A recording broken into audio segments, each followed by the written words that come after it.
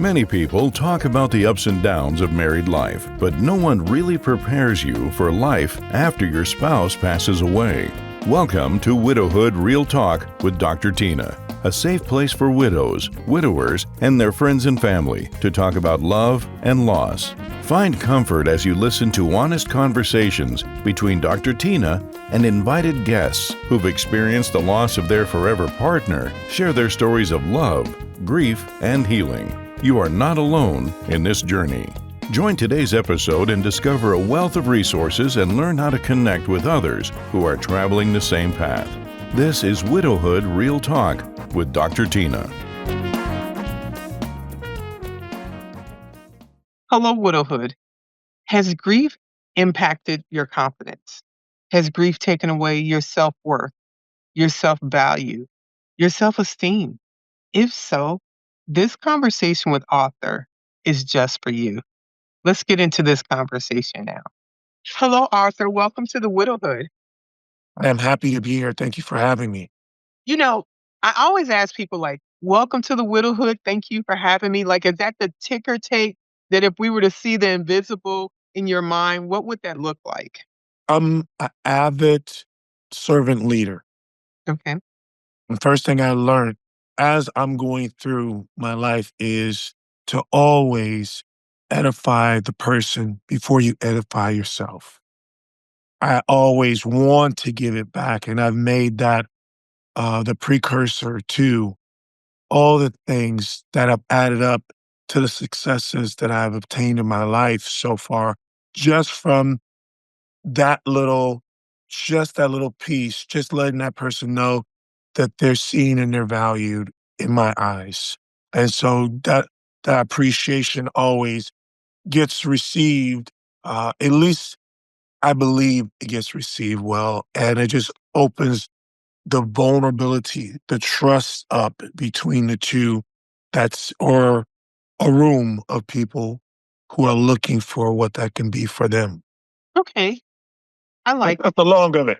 No. But actually, I want to dive in a little bit more specific. Please. The servant leader, the giving back. How do those show up in actions? A lot of times we use these words to become buzzwords, but how does that show up in your everyday? So I always say leadership is just a big word for us leading ourselves. And the hardest thing that any leader will ever tell you are the ones who are truly being honest is that process. It's very easy to give instruction or tell somebody how to go about how they should live, where they should go, how they can be or should be or but it's always best shown by emulating what that looks like by the actions. And so if I'm being a good person to myself, if I'm being kind to myself, if I'm being a person of integrity with myself, if I'm following through on the things that I see for myself and I want for myself, and I'm living that every day. If I'm telling someone one thing and then the next day I'm waking up to a smile on my face, which I'm always telling people to get that going in their chemical imbalance that might be there to start their day, or hugging themselves, or taking deep, long breaths to step into who they are and what they're becoming, then that's going to, like I said, it's going to trickle forward. It's going to echo in a way that's what's being expected of me. And if I can give that what I'm expecting out of myself, then the other person can receive that on their side and say, well, this is the formula to have that smile, to have that good frequency, to have that good energy. And then I'm a God-fearing person. So at the end of the day, God says, put this in your space. Be a person that is good at following. And servant leader means that for me. You can't be a good leader if you're not a good follower first. And so Jesus and my Lord and Savior and God and or whatever that looks like for people who are stepping into. I emulate in a good way, in a good, healthy, kind, generous, respectful, a loyal, noble type of way. We're all kings and queens. So that's the same thing that I think people can expect from themselves at the end of the day. But I don't think it's one without the other, right? I always tell people the first learning prowess, the first way we step into learning is imitation. And now we don't have to follow people the same way we did from a young age. But to get good at that is the foundation for critical and creative thinking, standing on our own 2 feet and being able to give that back. So paying forward what we're able to give lets us understand that we are interdependent in a world that maybe doesn't make us feel like we are such at different points in our life.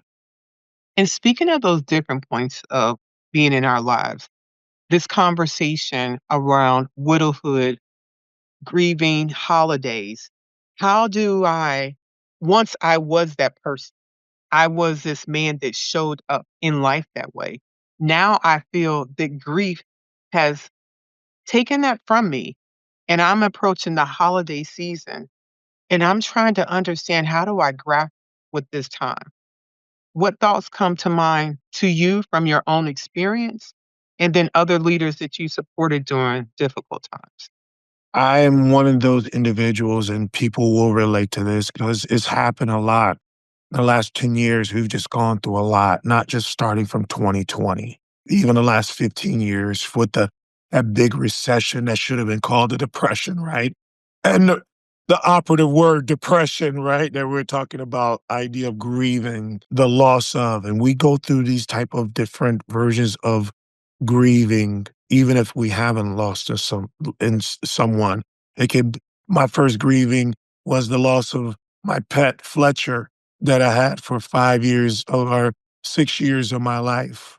And fast forward over the last 6 years, having to bury my grandmother, my auntie, my mother, my couple of nephews, couple Mhm. cousins, and my father in April 2022. And but every time I found myself facing what those were, I got to experience it in my own time. And they say time heals all wounds. And I would make a small side note to what that axiom might look like. I think that we should consciously always want to look towards the light. What things are possible in the living? I always remember Helen Keller, the young lady, which a lot of people don't know, that was blind and she had instruction because somebody saw something beautiful in her, and because they put that into her as she was going along. I call it God's grace, even God's mercies. If we live in those mercies and we know that, so that we can take that and reconstruct our hearts. That means the effort of doing it, the effort of taking the needle and the yarn and go through it as slow or as fast as we need to, but still keep a constructive attitude about us in the now. And that's the power of being present to what we're at. So what does that break down towards? Or what does that mean? I have the holidays coming up right now. I know that I have people that's not in my life that was in my life a majority or a good amount of time with me that's not there. But I can also decide to change that thinking Mm. and say, I had someone wonderful for the time that I had them in my life. I get to find the realistic side of what I'm able to empower myself to be and not just feel like I only can be in a place that is where I cannot recover. but being human, that's all we've ever done. So I get to sit back and breathe, and I get to understand that even though I might not have been a depth that I felt in the past, I've felt loss, but I'm still here. And reminding what that looks like to myself, writing that down every day. I'm still here. I'm still relevant. Whether that person is next to me on this plane or next to me on the other plane, we don't know.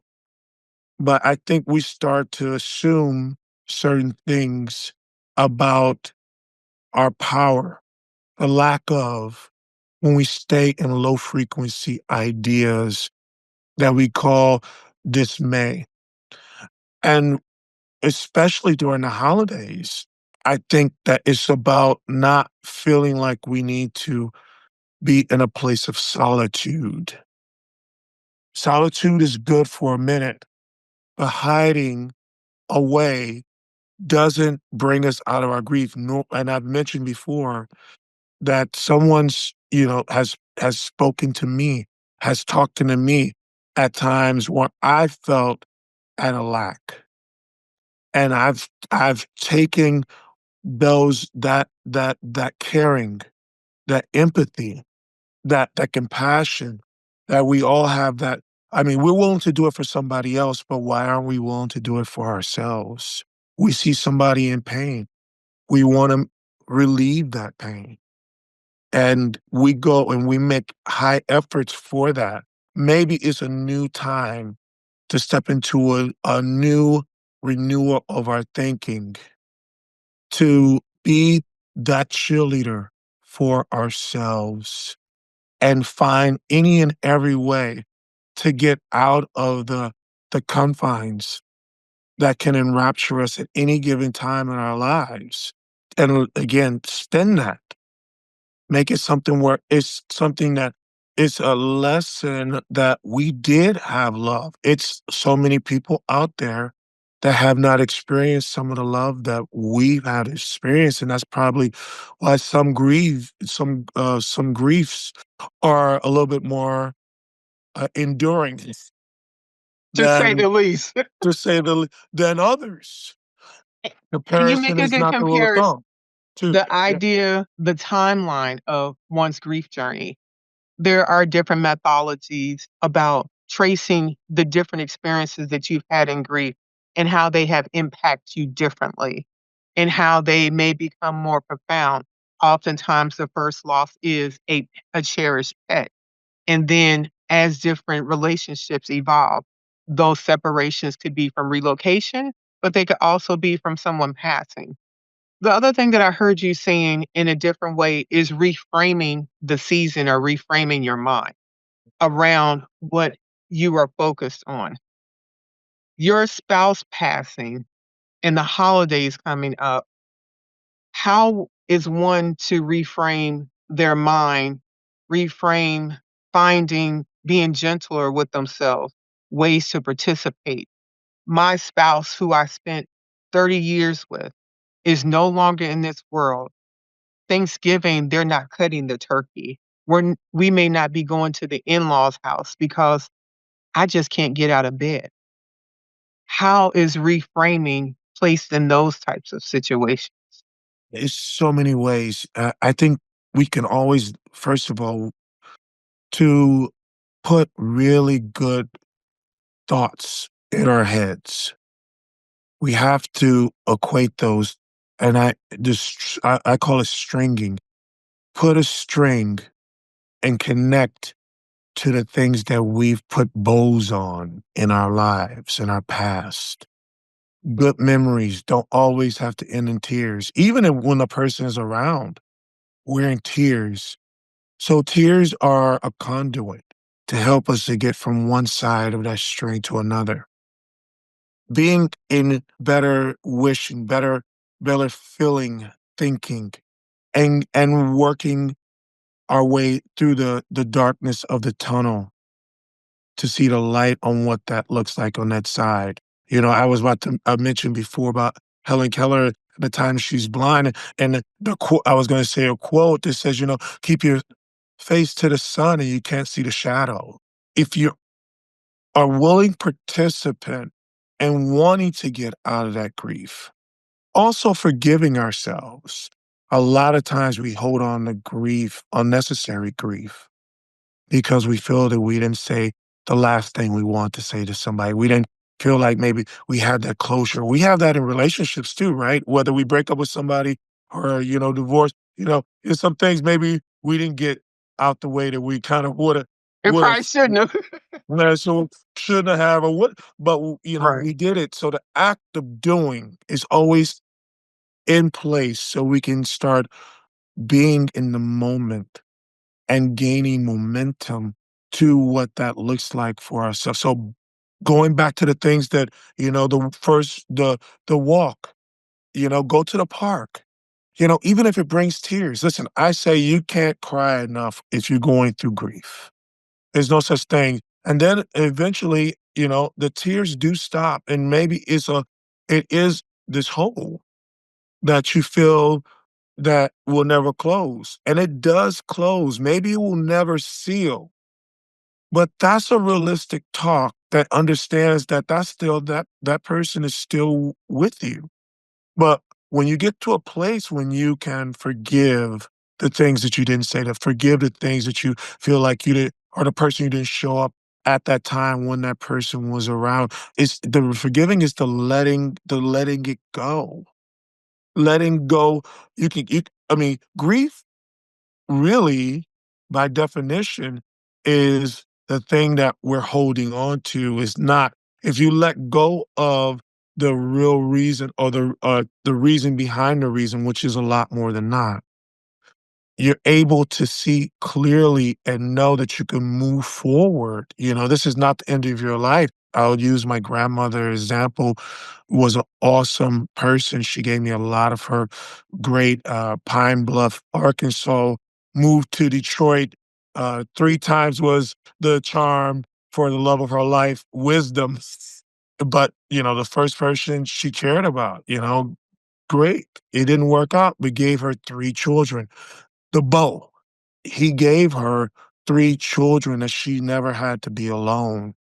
It wasn't up to her.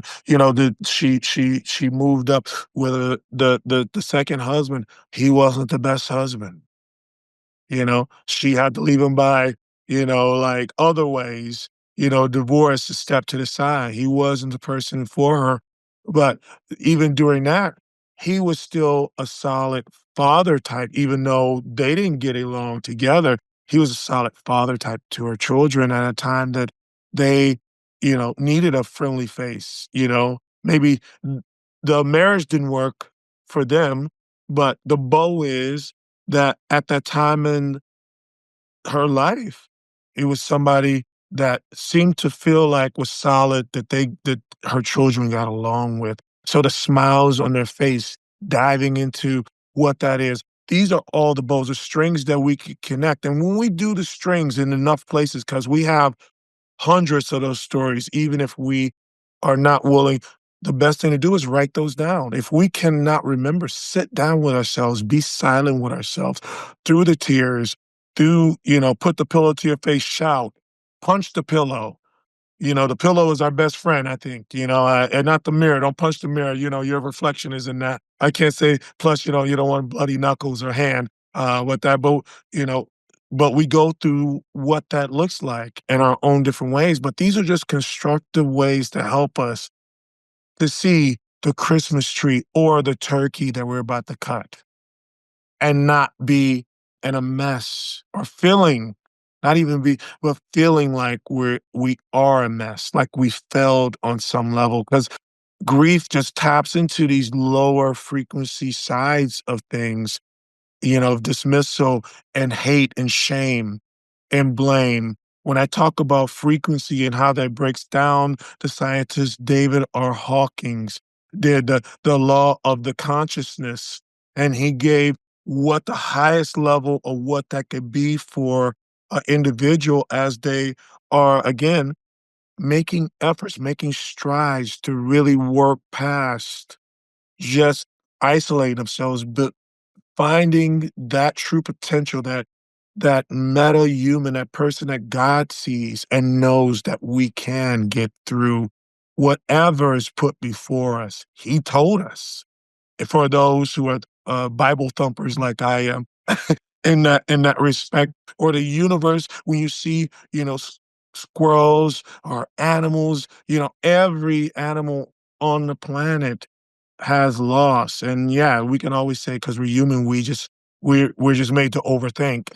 But that too much analysis does lead to paralysis, and we don't want to get into a place where we're just making our life about the holding on to the past or forgiving ourselves, and then gratitudes. That ties to both. Like I said, if you do this enough over time, the strings make a network of strings with bows on it. So you're thinking more about living your best life from right now. That's what our spouses would have wanted. That's what our parents would have wanted. That's what our children would have wanted. My cousin, just a short story before, I know you have another question, but my first cousin, very close to me, just he actually wrote into the anthology that I put together because I wanted people to start seeing more belief into themselves and stepping into themselves.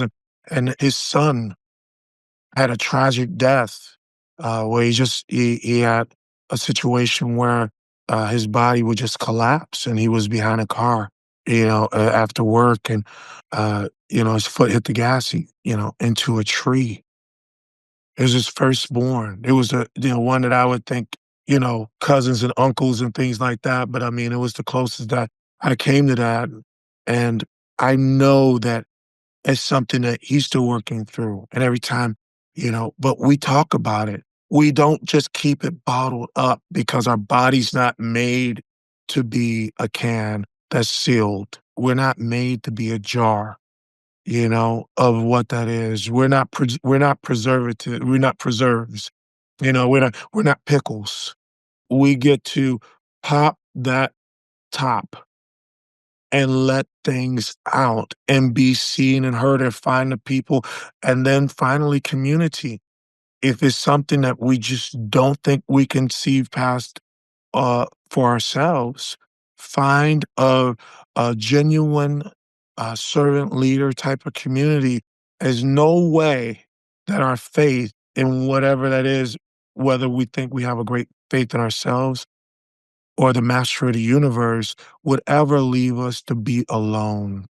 And so we get to do, these are just a few different installations that can impart the right things so we can get through not just the holidays. I find even in my grief when I think about my mother and the significance in, being an only child and very close in that, it turned into not something that I was going through a grief with, but it would be a moment or moments throughout the year, maybe 2 or 3 times where something, if somebody introduced themselves and they said, "Oh, I said, "I'm Arthur," and they say, and the person says, "My name is Eva," and that's my mother's name. And I think, but then what I started doing was I started thinking of those, refocusing, reshaping what that is, right? I started saying to myself, that's my mother saying hello to me. That's letting me know that it's okay. I know you're thinking of me, and I'm thinking of you. And our energies are different right now. You can't see me, but I see you. And they want that for us. And knowing that should just start to help us to also fixate on the light at the end of the tunnel for at any time that we feel that might come over us or are consistently dealing with that type of trauma or turmoil that we, like I said, we get to reshape. So much you said right there. I want our listeners to sit with that. But I also want, in the spirit of reframing, ask a different question. For people that had relationships with their spouses, parents, the vibration was low. There wasn't a hope for them to have something better. They are struggling to reframe their life in a positive way because the marriage was bad. They were on the brink of getting a divorce. Unfortunately, the spouse's death saved them from that drama. There was a bad relationship with the child or the parent.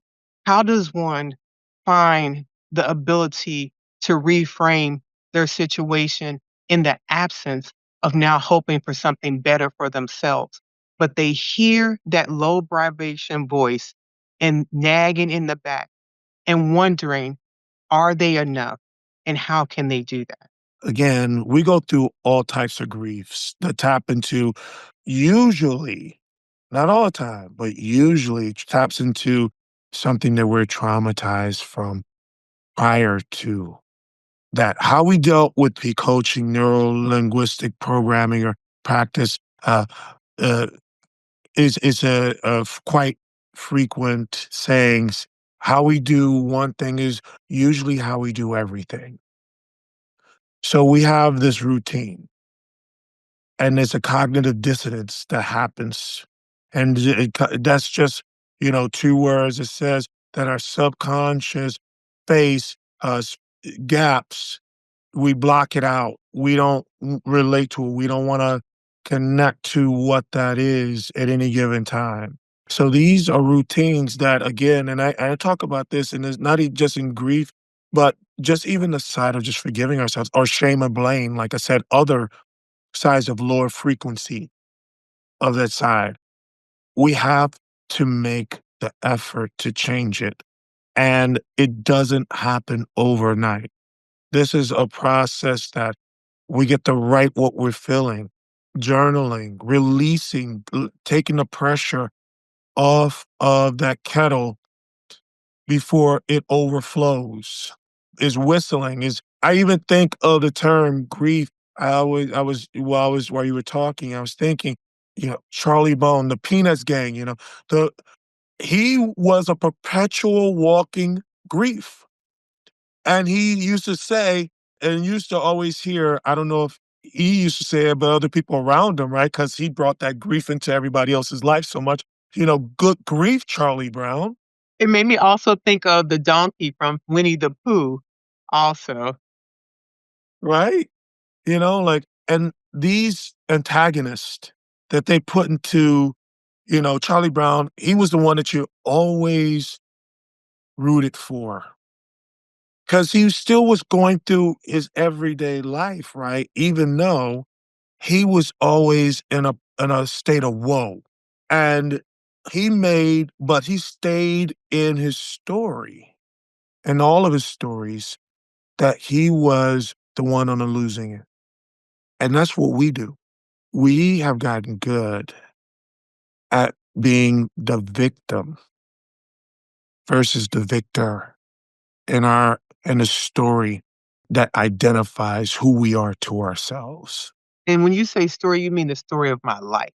Yeah, How do I see the myself? the yeah, I mean, both, because of the separation, like in season, right? Whatever we got traumatized or whatever turmoil that we may have faced or whatever that we didn't quite get through or didn't face at the right time or organize what that is.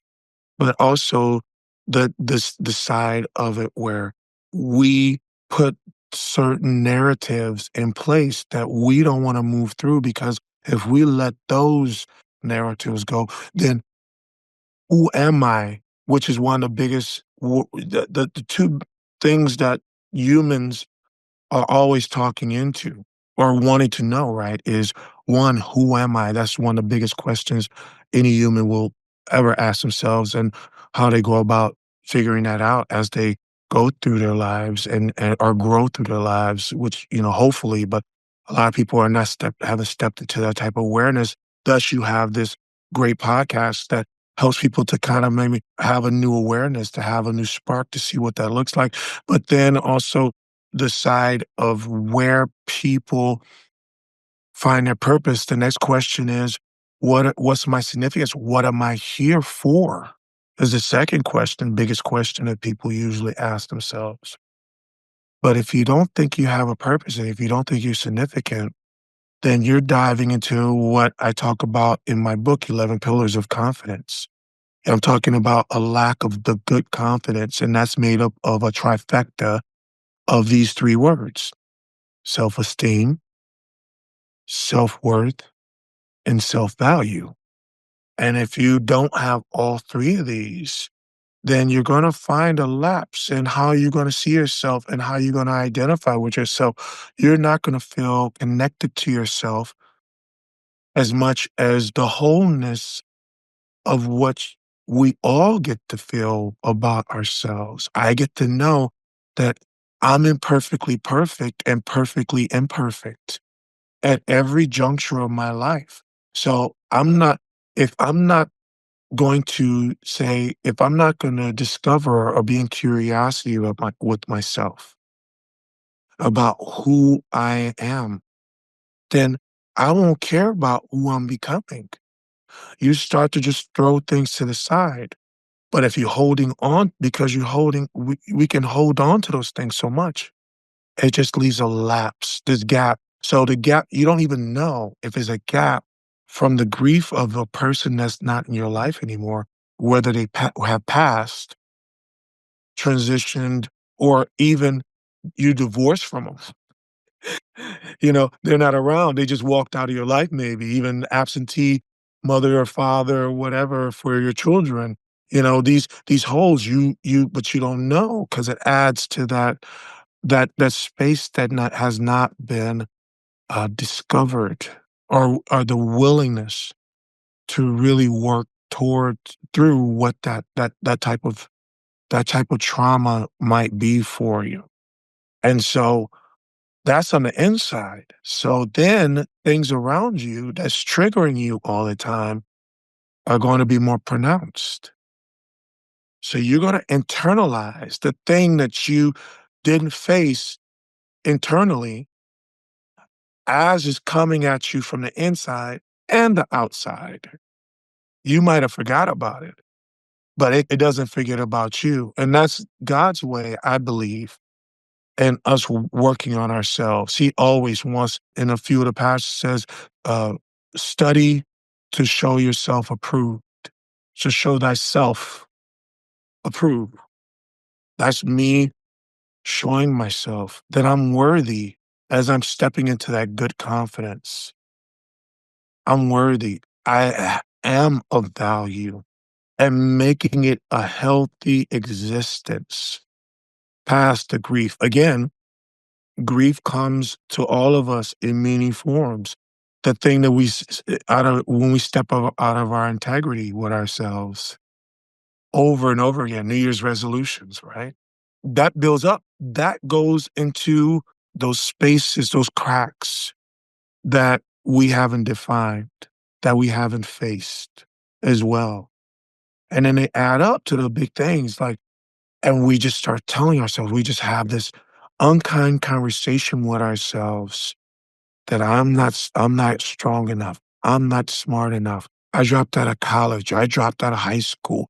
I I can't get along with my children. Even when I had my spouse with me, they always used to say that this was the thing that they didn't like about who I was. And if I was maybe a better husband, a better wife, a better partner, that would have been something that could have been more uh, uh, conclusive in how I am as a person. So everything, when it comes down to it, is never really about the other person. It's about the undefined things that we have not put into our space and taken on. And it just builds until we come back to a wholeness, which I think is partially about a knowing that we are possible. We are here for a reason. There's a reason that we're not by ourselves, that we do have people around, even people who feel like they could, again, that isolation, and instead of being in a place of solitude, of being quiet, calming our spirits, that seems to be a static, crazy, overwhelming emotional flows of energy. Whatever that looks like, we get to always kind of step back into it. And again, the writing does help, the journeying does help, or finding a psychiatrist. It's not hard to reprogram ourselves. 30 days, a little around 3 weeks to 30 days is if we do something every day, even if it's just affirmations. People say affirmations don't work. Well, they didn't do it long enough. They didn't say the right things to themselves. It just a lot of times awareness is not just the lack of awareness is not just about being ignorant. It's about the lack of practice, of belief in ourselves. That means we get to sharpen the questions that we even ask about our situations so we can have a lot more clarity and we can be cohesive in how we sharpen what that is. If I write down a list of things that I notice bothering me today, tomorrow my list might be totally different, but I wrote it down anyway a second day. What comes up for me the third day? Write that down a third day. Sit with myself and be okay with sitting with myself. And like I said, no, a lot of people just don't. They said, I don't want to deal with tears. I don't want to, I don't want to keep hitting the pillow. Yeah, maybe we need a more aggressive approach. Yeah. If you feel like you need to go to a boxing rink or take up karate or taekwondo, or if you just need more hugs, ask. Don't isolate. People are very we in things of grief, we're very quick to say, "I'm okay," and we're not, and that's okay too. You're not broken because you decide it's you. You're going through this and you don't have an answer. Not all things can be answered, but they can be decided. I think it was Harry Truman that maybe said that, one of our old presidents, or Eleanor Roosevelt wanted to, but it's something very real about the choice to move forward, not to always think that your life is tied to the dead. And that decision, if it's made over and over again, as I heard, I think Les Brown say before, we're already in a place where at 25 years old, we died, but we just don't get buried until we're 75. And we don't want to, I don't think anybody that's listening to this right now or that wants to be in a state of disillusioned or disillusionment or disappointment. I don't I don't believe because chemically, it can be chemical imbalances and that again, psychiatry is a great way to get at least to get the talking going. So you're not just hearing, like you said, the thoughts in the back of our head that want to kind of creep up at unseen hours of the night or day. The midnight hour, that midnight train that can attack us at any time. Well, I don't think, but again, it takes so much bravery, it takes so much to ask for the help, you know, as that even that side of what that looks like, it can interrupt us feeling like we're significant in anything else that we want to put ourselves into. And that makes the grief, the disappointment in ourselves, a shovel that we have dug a deeper hole. Again, all these things is everything, meaning that it's not one solution to what that is for anybody that's listening to this.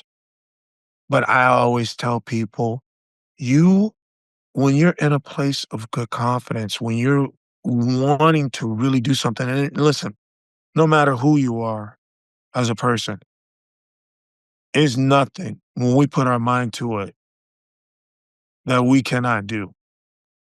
We've done it before.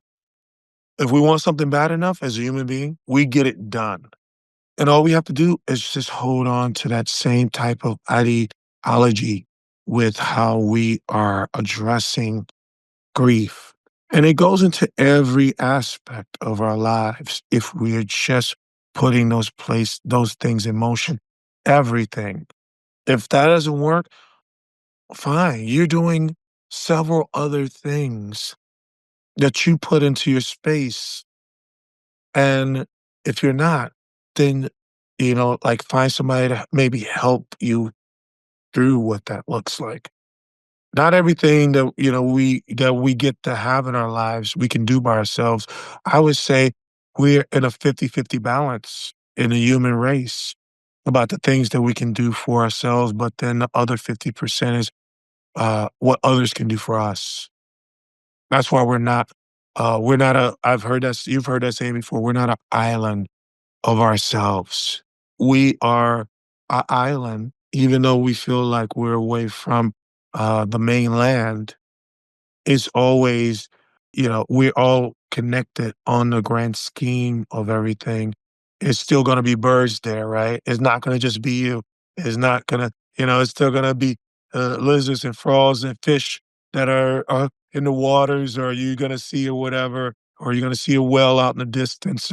It's all these things that remind us that life is still moving and we get to too. The idea of coming to terms with life is still moving is probably one of the most difficult, but yet motivating parts of dealing with grief. And the idea that others have traveled this way and we're not alone or the first one. You did an amazing job of covering everything that we discussed that we wanted to cover in this conversation. Thank you so much, because I wanted to have this discussion with you because sometimes it's hard to find your confidence. Sometimes it's hard to find your why. Sometimes it's hard to remove those low vibrations because you're already at a depleted state. And something else you mentioned about, and for people to consider, the way that we're showing up now, how is that similar to other experiences that we've had? This type of grief may exasperate, so it's more profound, but Mhm. the habit and the pattern may relay the same.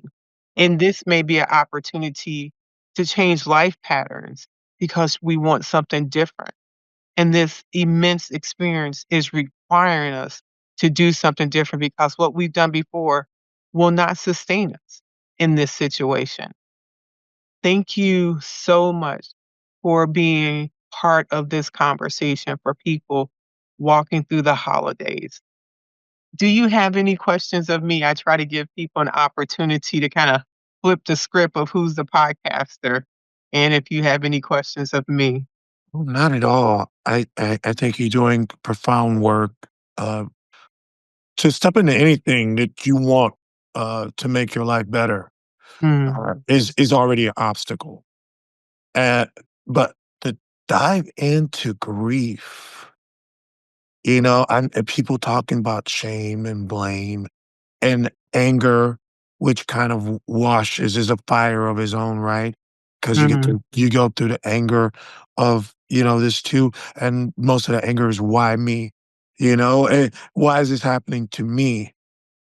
Well, who else should it happen to? It's gonna happen to everybody. Our card is up mm. on what that is. But again, the continuation, how we get to show up for ourselves. And a lot more times than not, we don't even realize when we give it up on ourselves, people take that to heart too. We are again, I mentioned imitation, it is it's a double-edged sword. And there's a lot of people that look to us before those situations and wanted encouragement. We were their encourager. And when we decided to give up on ourselves, other people then stepped into their lives, which a lot of grace and mercy in their own sensibilities for themselves. We, again, are not a island of ourselves, and there's always somebody watching.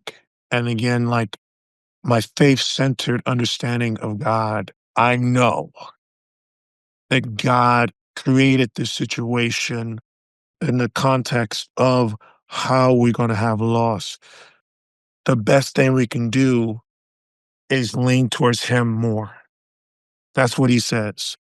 These things are not things that we cannot live through. He didn't create anything, or he doesn't let anything that happens to us hold us down. So if he believes in us and he's God, he's the master of the universe, what makes me think that I have the right to not to be as strong as what he sees in me, what he's made and put on here? And again, out of sight, out of mind, there's so many things we take for granted in our lives that just get to be addressed. Grief is a place that we can either make our skipping stone or our tombstone.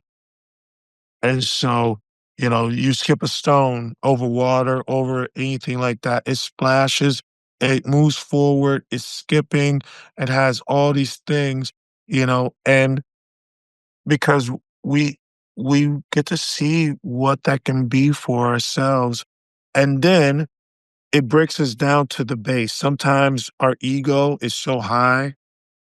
These things happen to us so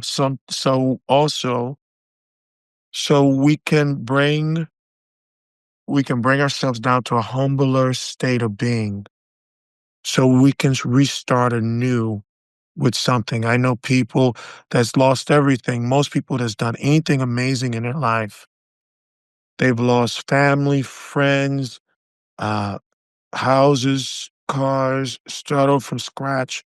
And Job was one of the biggest stories that we remember what that was, even though, we're not living in that state of being, but knowing that if we're willing and we stay in God's, in faith in God and like lean more to God, that he'll give it all back to us by way of that, what he brought us to, because it shows us faithful.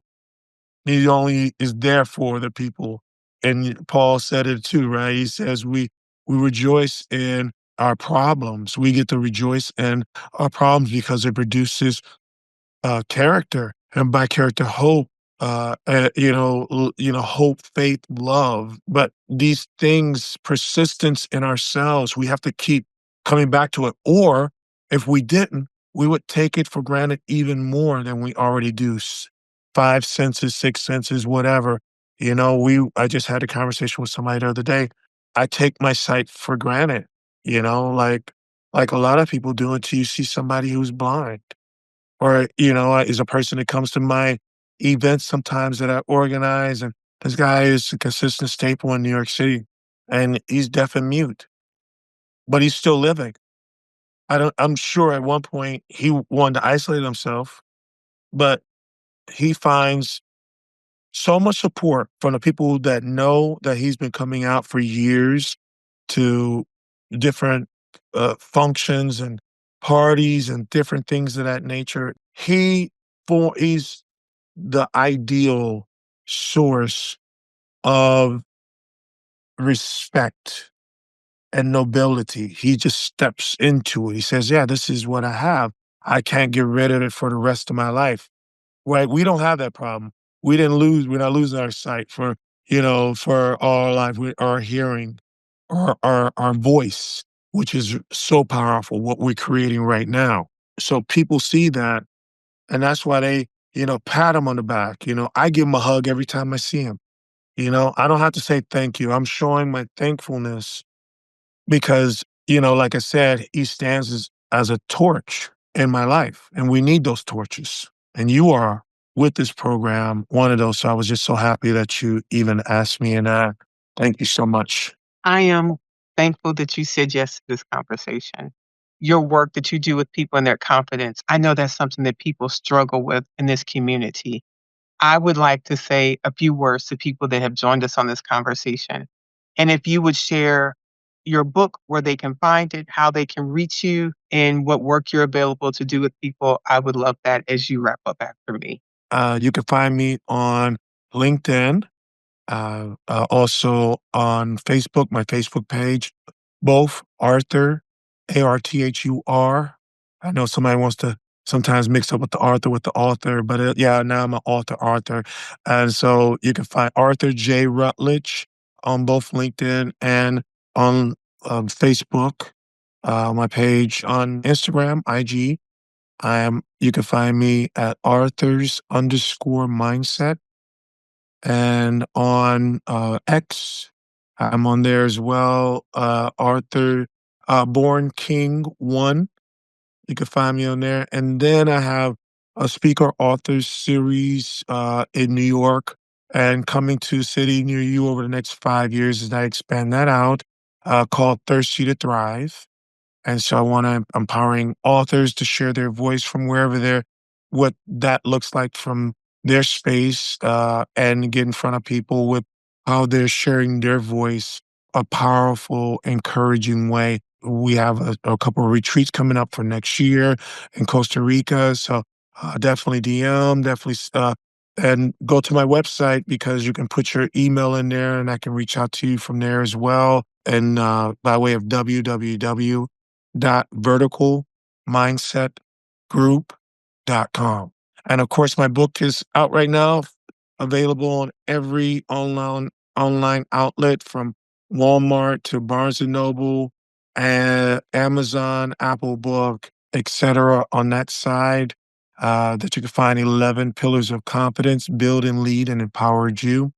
And my next book anthology that I'm doing with 23 beautiful souls from all over the world will be out in November, called The Pillars of Belief, talking into bravery, encouragement, love, leadership, integrity, encouragement, and faith, which makes up the acronym that I put on the book cover as belief, to empower dismayed souls to find new light from wherever they're at by the way of the stories that are being told by the beautiful souls that I put together for it. Thank you so very much. Thank you, Arthur. Thank you. Thank you for having me.